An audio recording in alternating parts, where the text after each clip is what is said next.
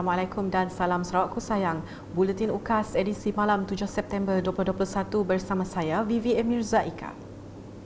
Berita utama, Ketua Menteri Datuk Patinggi Dr. Abang Abdul Rahman Zohari Tun Datuk Abang Openg telah menerima kunjungan hormat Persekutuan Persatuan Wartawan Sarawak FSJA di pejabatnya di Wisma Bapa Malaysia pada Selasa.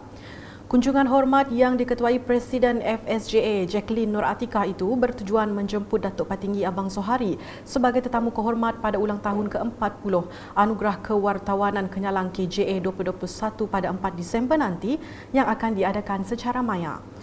Pada majlis itu, Ketua Menteri telah menyerahkan cek berjumlah RM100,000 sumbangan Kerajaan Sarawak yang merupakan penaja utama dalam majlis berprestij tersebut.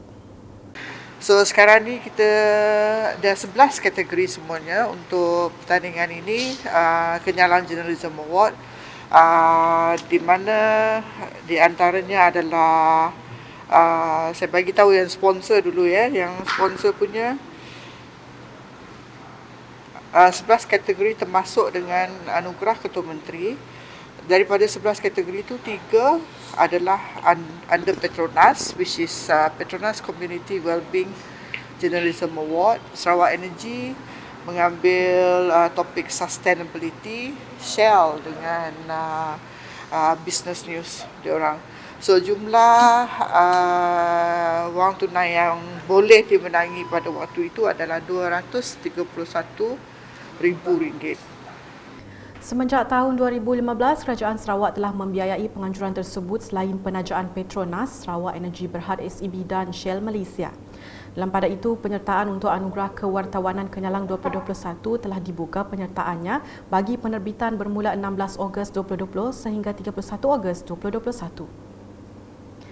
Berita seterusnya, Menteri Kebajikan Kesejahteraan Komuniti, Wanita, Keluarga dan Pembangunan Kanak-kanak Datuk Seri Fatimah Abdullah turun padang bagi meninjau modus operandi program vaksinasi suntikan dos kedua COVID-19 untuk komuniti gelandangan di Sibu pada Isnin. Beliau memberitahu matlamat Kerajaan Sarawak adalah untuk memastikan tiada rakyat Sarawak yang tertinggal mendapatkan suntikan vaksin COVID-19 demi mencapai sasaran imuniti kelompok.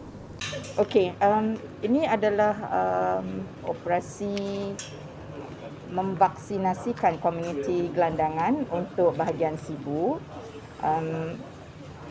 Dos pertama sudah dibuat sebelum ini, ya. Operasi memvaksi gelandangan untuk dos pertama sudah dibuat 15 orang.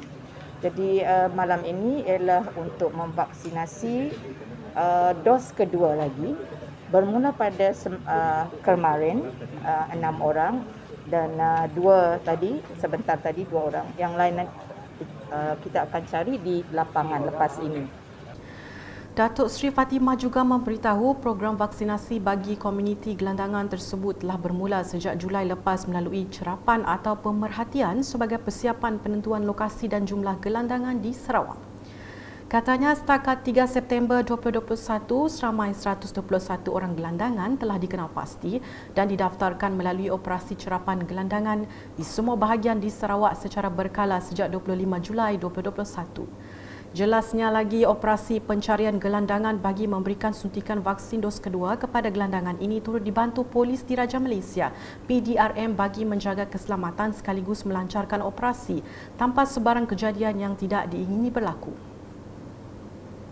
Seterusnya, Allahyarham Saufi Aiman yang merupakan seorang pemain sapek profesional dari Sarawak menerima faedah caruman skim keselamatan sosial pekerjaan sendiri daripada Pertubuhan Keselamatan Sosial Perkeso.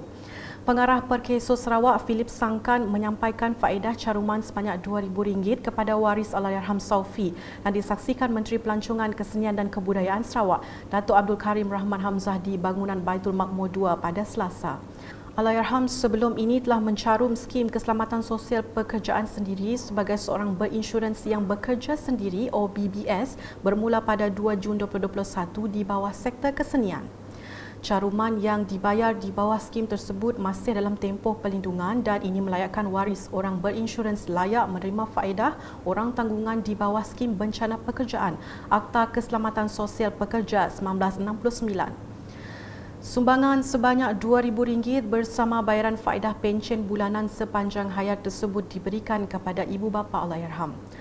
Allahyarham Saufi pernah dinobatkan sebagai juara dunia instrumentalist untuk kategori klasik contemporary seni kejohanan dunia WCOPA 2017. Ditemui tidak sedarkan diri dan disahkan meninggal dunia pada jam 8 malam di Pejabat Persatuan Anak Seni Sapek Kuching pada Jun lalu. Selanjutnya, Kementerian Pengangkutan Malaysia bersetuju melanjutkan tempoh masa memperbarui lesen dan cukai jalan sehingga 31 Disember ini. Bagaimanapun, menurut Timbalan Menteri Pengangkutan Datuk Henry Sum Agong, insuran kereta masih berkuat kuasa dan perlu diperbaharui.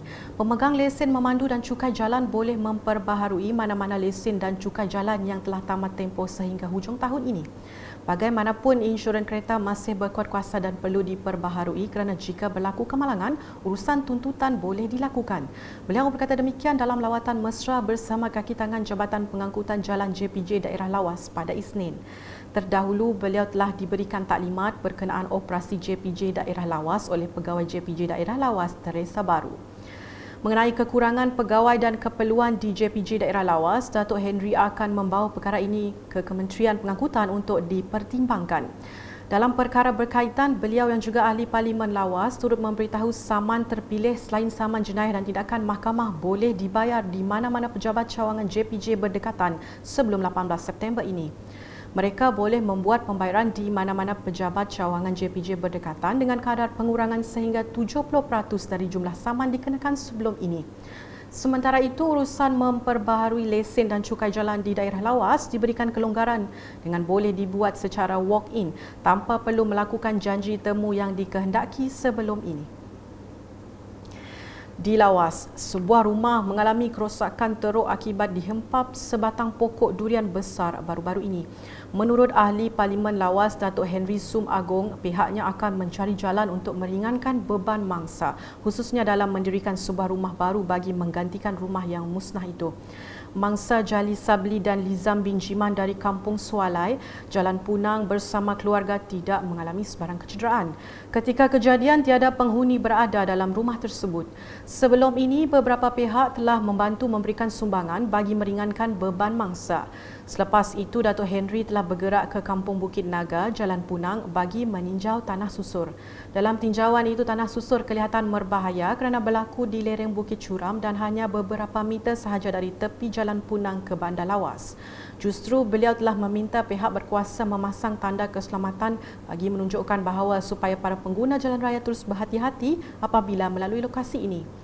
Ketika ini, tanah susur itu hanya diselimuti dengan kain kanvas sepanjang 50 meter sementara menunggu tindakan susulan dilakukan dalam masa terdekat ini.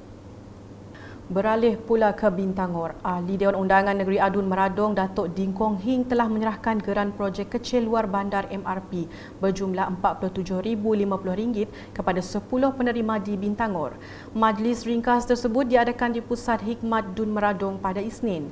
Penerima terdiri daripada pertubuhan bukan kerajaan, NGO, persatuan dan kelab di daerah Meradong. Pada majlis tersebut, Datuk Ding Kong Hing berharap penerima geran dapat memanfaatkan peruntukan tersebut bagi masa jangka panjang, terutamanya dengan keadaan pandemik COVID-19 sekarang. Manakala di Lundu, penduduk Kampung Selampit 1 dan Kampung Selampit 2 di Lundu menjalani operasi pengesanan kes secara aktif ACD COVID-19 yang pertama pada Isnin. ACD itu dilaksanakan susulan pelaksanaan Perintah Kawalan Pergerakan diperketatkan PKPD di kedua-dua kampung tersebut bermula 6 sehingga 19 September 2021. Setakat 4 September lepas, banyak 83 kes positif COVID-19 telah dikesan di kedua-dua kampung berkenaan. Ketua Kampung Selampit 1, Giton Jenai, semasa ditemui berkata pergerakan di kawasan kampung adalah terkawal menerusi pemantauan yang dilakukan petugas Barisan Harapan. Sekian edisi malam bersama saya, Vivi Emiza Ika dan kru penerbitan. Berita lebih lanjut boleh didapati di semua platform media sosial UKAS termasuk portal ukas.sarawak.gov.my dan pastikan anda subscribe UKAS channel di YouTube. Salam UKAS.